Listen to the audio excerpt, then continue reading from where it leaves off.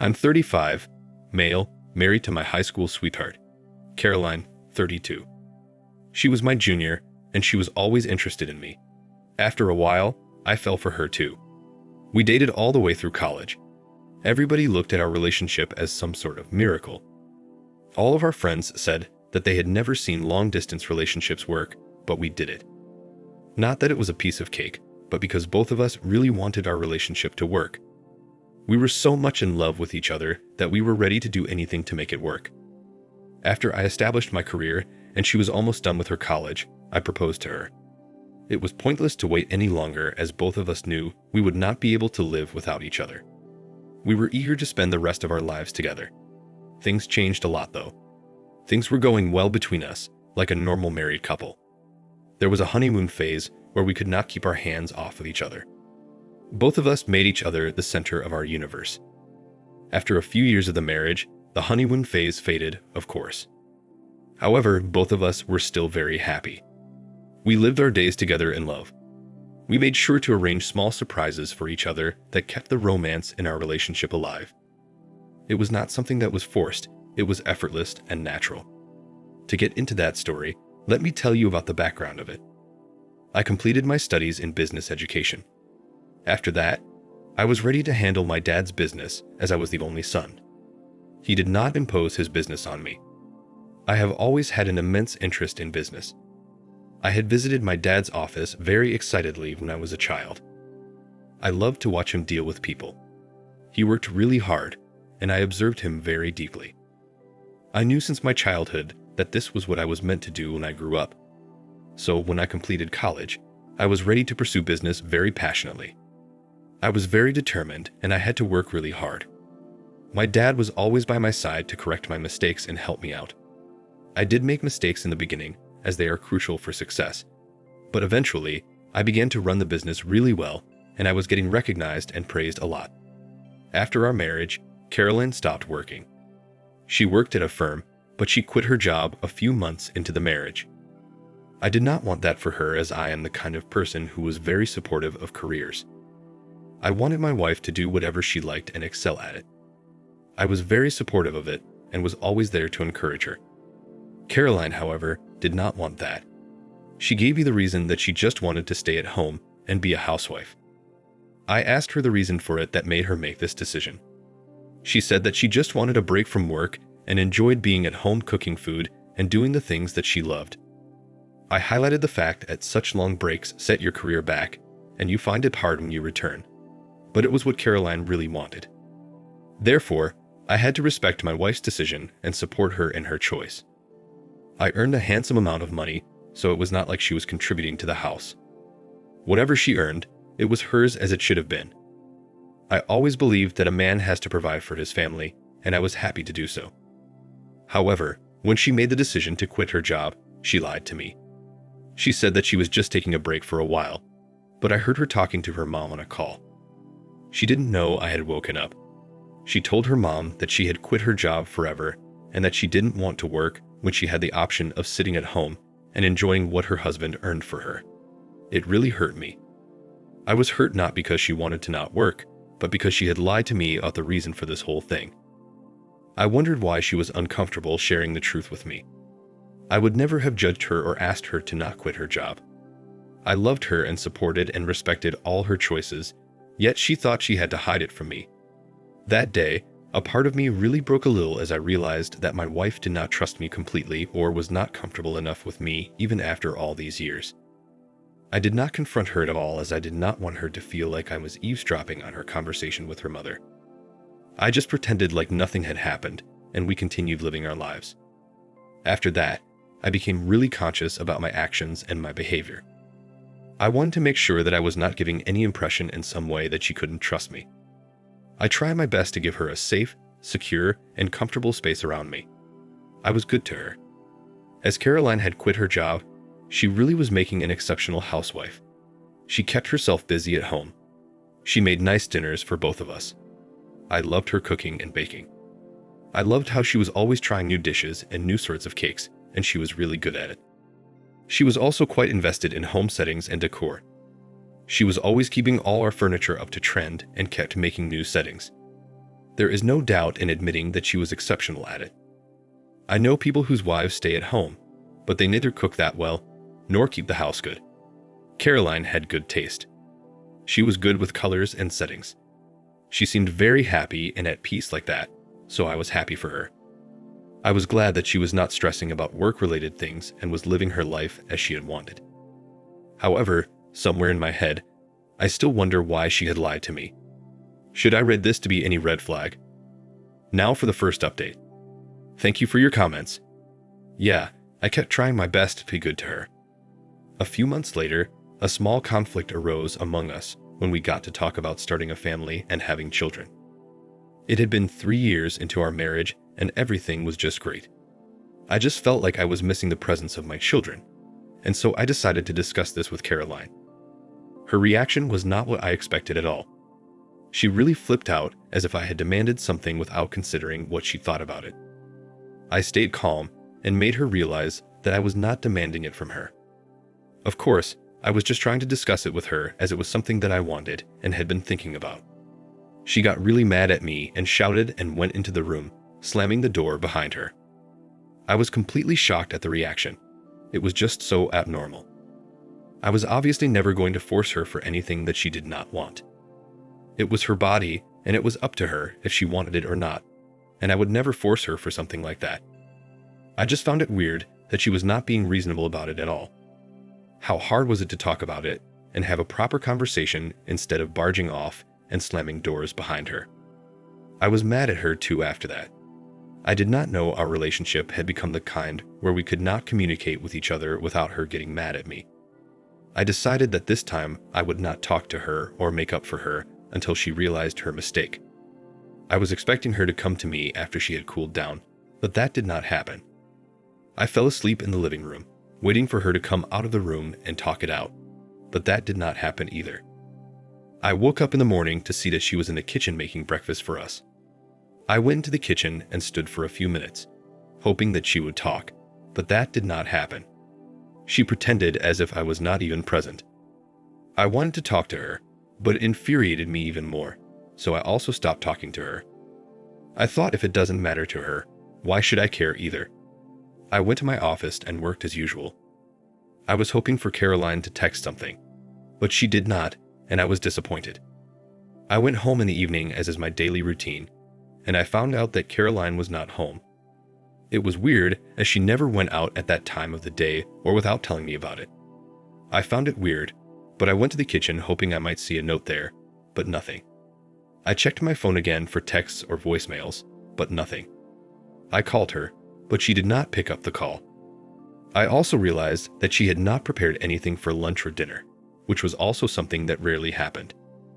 I waited for her to get home, and meanwhile, I made dinner for us. By that point, I was not really mad at her, and I thought I would make up and explain to her what I meant yesterday. I made pasta for us as Caroline loved it. After I made the pasta, I checked my phone again to see if there was any update. She still hadn't returned any of my calls or texts. I began to get worried because it was not normal, and I feared that she was in some sort of trouble. I made some phone calls to her friends, but she was not with any of them. I began to get really worried. All sorts of weird scenarios began to circle my head. I was too scared. I kept calling her, but she wasn't answering. As I was about to leave the house to go for the police or something, Caroline turned up at the door.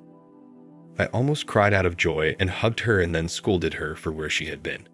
She acted very casually as if I was overreacting. We sat down and had dinner. She smiled as she realized that I had pasta for us. She apologized for her behavior, and I also clarified to her that I was just trying to discuss it with her. I was obviously not forcing her to have a baby. I would never do that until both of us were ready to become parents. We made up, and then I told her that I had been worried sick about where she had been when she didn't come home for so long. Caroline said that she had gone to visit her friend Sarah as Sarah had invited her over. She didn't tell me because she was mad at me. She was unable to pick up my calls because it was silent. After that, we talked a little more, and then I went to sleep. Caroline fell asleep almost immediately, but I could not. The events of the day kept revolving in my head. I could not understand what the uncomfortable feeling was, but I was not feeling all right. Something was just totally off. I felt like Caroline was turning into a stranger. She did some things that were completely out of my understanding. It was not how she usually behaved with me. The way she was so casual about being absent and not informing me felt very wrong. It was not the person I married who was so considerate and loving and never tried to put anyone under unnecessary stress or tension. Also, she had always been very communicative with me. We never hid things from each other. We were very vocal about how we felt, and we always acknowledged and respected each other. It was the secret behind staying in love with each other for so long through so many different phases of life. And now, I felt like that was vanishing. Caroline was backing away from communication and respecting my feelings. They made me wonder if our relationship was falling apart. Now for the second update. Sorry for the late update. I know I almost took a year to update, but trust me, I really got caught up in a lot of mess, and it took me all this while to clear it up. Here's what happened next. 2 days later, I was at the store buying some things. I was going home and had stopped to get Caroline's favorite chocolate. It was something I was trying to rejuvenate our love. I was paying at the counter when I ran into Sarah. She said hi to me and asked how Caroline was doing. I said she would know if she just met her the previous day. Sarah seemed confused and said that she hadn't met Caroline since last month, and I was more confused. I said that I must have misheard then. As I was driving home, I knew I was probably seeing the end of my marriage. I could not tolerate lies from Caroline. Where was she and why on earth did she lie to me? I went home and gave her the chocolates I had bought for her. She was overjoyed. We had the usual conversation and laughed. I was faking it all. My mind was stuck with who was Caroline with the previous day. As Caroline went to sleep that night, I snuck out as I could just not stop myself. I took her phone and opened it. I checked her calls and texts. I was surprised to see that she had called my best friend Simon, 35, very frequently and almost every day. It was very fishy and abnormal. Simon was my childhood friend. He was the son of my dad's best friend. Simon and I had grown up together. We had spent all the stages of life with each other. We went to school and college together, and we took over our father's businesses at the same time. Simon, however, was not as hardworking as I was. He was interested in partying and not doing anything. He never really had an interest in business either, and was actually forced by his father to take over. His father did not give him a choice to do something else. Simon was good friends with Caroline, of course, as she had been with me for so long. I liked the fact that they got along well when we started dating because I had seen people with difficulties when their friends and their partners did not get along well. I always wanted my partner to get along with my best friend, and I was very happy when I got that. During the high school and college times, we hung out together and enjoyed a lot. I am glad that I had the two people who were closest to my heart in all steps of my life, my lover and my best friend. The next day, I went to meet Simon. I was just curious. I was obviously not going to ask him about those calls, but I just wanted to see if I caught on to something from meeting him. I went to his office, and as usual, he was out. He was running his business very poorly because of his immense carelessness and unprofessional behavior. I called him, and he asked me to wait for a few minutes as he was almost there. He met me in the same cheerful greeting manner that he always did. He asked if I would like to eat or drink anything, and I asked him for coffee. We talked about a lot of things, and when I was about to leave, he asked me about Caroline and how she was doing. He remarked that he hadn't talked to her in ages, and he must invite us over for dinner. I smiled and said that we would love that as a reunion. As I got out of his office, I knew Caroline was cheating on me with this guy. I didn't even need to have proof because I knew that already. It was just something that I could see in his ugly eyes. It was right there. But of course, I needed some proof to go about it the right way. I went home and faked the rest of the day with Caroline. When Caroline went to take a shower, I took her phone and installed a tracker on her phone. That app allowed me to access her phone and see all her texts and calls and every activity on her phone. I was ready to get some filthy evidence and divorce her. The next morning, the first thing I did was call my lawyer. I discussed the matter with him in detail. I told him that I did not want to share anything with her after the divorce. She did not deserve a single penny. The lawyer said that if the evidence was solid enough, it was possible that she would not make money out of the divorce. I was going to make sure that was going to happen. I kept a check on Caroline's phone, and yes, I got the proof almost immediately. There was an exchange of texts between Caroline and Simon. Their conversation was disgusting. It made me sick to the core. Caroline was saying that she would file for divorce in a few weeks and that whatever she would get out of the divorce, she would share with Simon, and they would get married soon. Apparently, she was actually in love with Simon, and that was more painful for me. I took the screenshots and was relieved that I had gotten the much-needed evidence to solidify my case. I then texted them to my lawyer, and he said that things were looking really great for me. He immediately filed for divorce and filed a case against Caroline too. I didn't go home that day. I had decided that I was only going to see her in the court. I was not going to talk to her or even let her say a single word to me. I could not tolerate her filthy existence around me. I took an apartment on rent as I knew that it would take me a while before the case ended, and I could not be around her. She was sent the divorce notice, and I am sure she was really shocked. She sent me billions of texts asking what it was and where I was, but I was not going to answer. She was going to be ruined in so many ways. The court process began, and I had to go to the court regarding it. Everything was in my favor as I had proof for everything. The proceedings carried on for a few months, but they ended in my favor.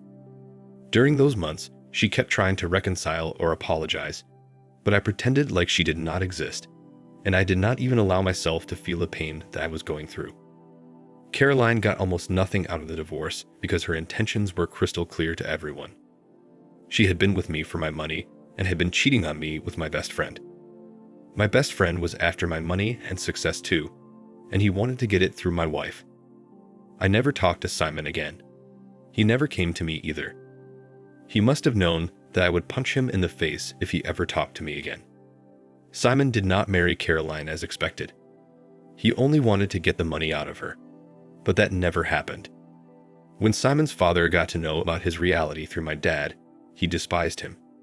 He was already very ashamed of his loser son because he was depreciating his dad's business every day while I was able to scale my dad's to the next level.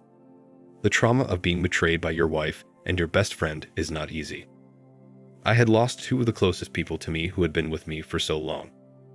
Life began to look very hard and ugly, and I was depressed. Thankfully, my parents were there for me and all of this. They stood by me in all the times. My mom convinced me to take therapy and deal with things in the right way. I never wanted to take therapy, but I did it, and I was glad that my mom had forced me to take this step. It enabled me to heal and handle my grief in a better way. I didn't have to stay in the heap of hopelessness and depression. I met Simon a few months later, and I was very depressed in those days. I could not stop myself from lashing out at him. I almost punched him, but I was stopped by the people in the office. Later, I found out that Simon's business was going to be lost. He had lost a lot and had gone through a lot of problems only because of his carelessness and incapability. I threw myself into the business once again as it made me forget everything that had gone wrong in my life. I got better as time makes you forget a lot of things. I had moved on from the extreme pain that was thrown at me. I am proud of who I am and where I stand today despite going through so much in life. The fact that I am able to write down about my pain so effortlessly indicates that I have moved on. Thank you for watching. Like and subscribe if you enjoy the video. See you next time.